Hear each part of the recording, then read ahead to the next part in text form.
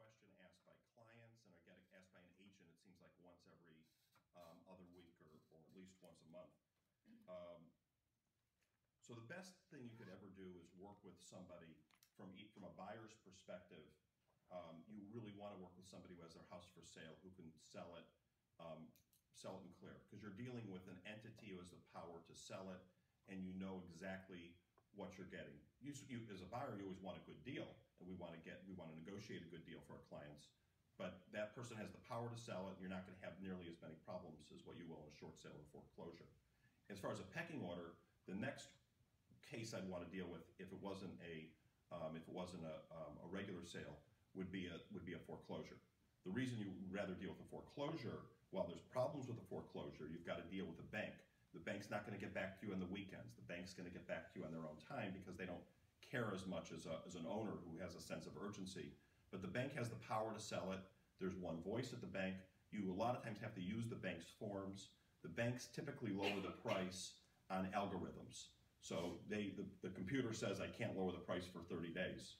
So they will, if it hasn't sold, then they have a little bit more negotiating room. So they kind of go more that way. So there's not always a lot of room in a foreclosure. Sometimes there is, it depends. And they're only going to do a limited amount of repairs, and you're going to have to use their contract, and it's their way or the highway. The last thing I'd ever want to do is a short sale. Short sale is the least of the options. Everybody asks, what is a short sale? A short sale is it's a three-party approval process. The process is the lien holders. Sometimes it's a four-party or a five-party approval process. So it's the lien holders, which is usually the bank or the mortgage company. It's the owner itself, and it's the buyer. The problem with a short sale, there's multiple problems. Usually you don't get the best looking properties because the properties with the better views, the better floor plans that are in better condition haven't depreciated as much, and the owner can still sell it. Homes that are short sales tend to be more of the C and D, and properties that are huge problem childs, and they've depreciated more, and the owner hasn't taken good care of it, which means you, as the buyer, have to put more money into it in remodeling it or fixing things up or things like that. The short sale process itself needs all these approvals. So the owner cares about one thing, meaning that the resident who's living in a short sale. They want to get out from under it and be forgiven of their debt. So they don't care if they sell it for $1 or $1 million. It means nothing to them other than they're relieved of their debt. But you can't buy it exactly for a low price, because the bank has two areas, or the lien holders have two areas that they check upon. The first area that they check on is they want to make sure that the seller doesn't really have hidden money there. So they're going to go to BJ, and they want BJ to fill out all these forms. They want to make sure BJ doesn't have some yacht in his backyard that he's not required. So they're going to look at all BJ's financials. The second part of it is they're going to send an appraiser out to the house and make sure that it's that it comes within, that it's a reasonable sale. The reason the bank wants to do a short sale, and the reason it's a short sale, what has the name of a short sale, is that the bank's going to come up short. So the buyer may have bought the house for $1 million, just to name a number, and the house, let's just say, has a real market value of $800,000. So the bank, if they decided to foreclose on the person, they would have to, in some cases it may take a year or two to get the owner out of the house. They've got to pay all the attorney's fees. Then when they foreclose on them, they've got to pay the title and the doc stamps for it, and then, which they're then going to have to pay on the way out again. Then they're going to have to fix it up. Then they're going to have to pay possibly back HOA in there. And then on top of it, they're going to have to pay a real estate agent to sell it for them. So the 800, and plus the house is going to go down the tubes because the owner's not going to fix anything and ride it out. So that 800 might really be 700 if they were just to foreclose on it. So the bank says, BJ, what I want you to do is we're going to forgive you of your debt, so you short sell it. But the bank will not give BJ a hard number because they're the bank. They don't have the time or the energy to do it on a fictitious sale.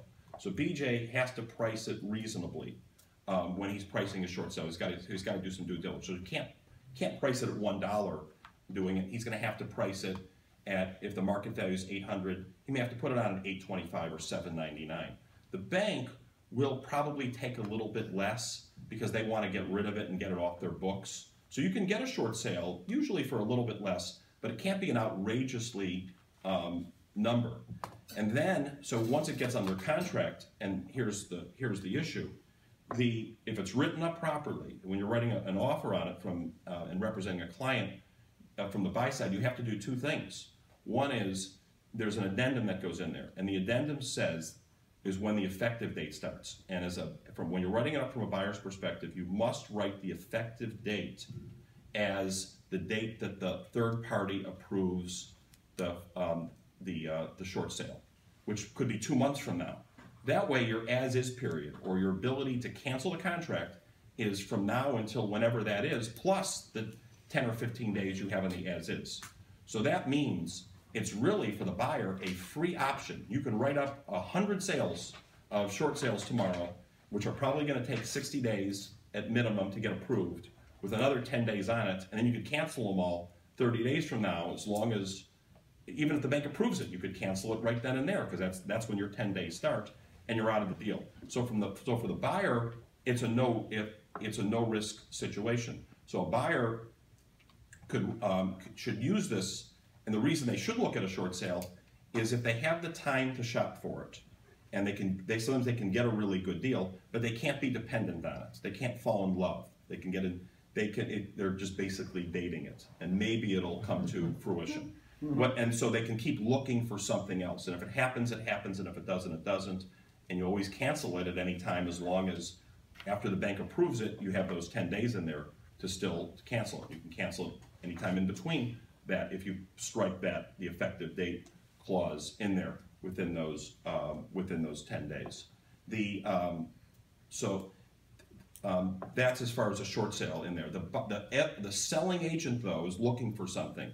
He wants to make sure that the buyer of it, that Andrew, is committed to the short sale, because the buyer's agent and the seller's agent, the listing agent, wants to make sure that Andrew's got time, because if he's in a rush and it's not going to happen, and the short sale's not going to happen quickly, doesn't want to get involved in the short sale. So from a buyer's perspective, you want to present it as if your buyer does have the time to wait for it. Any other questions on short sales that we have? The other issue, one other issue with the short sale, is you have to also gauge from a buyer's perspective how organized the seller is. So is BJ, when a seller of a short sale is going through it, they're going through a tough period in life. They're depressed. They're usually at that point disorganized.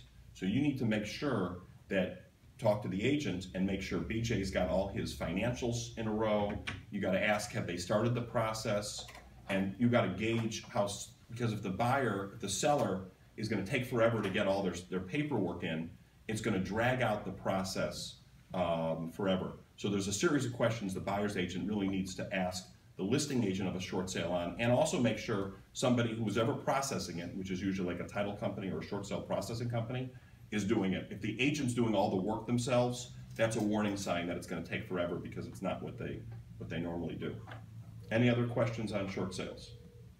Good news is we're in a healthy market today, and up until 2007, I never even heard of a short sale. So we don't see them out there that often. So that's Short Sales 101.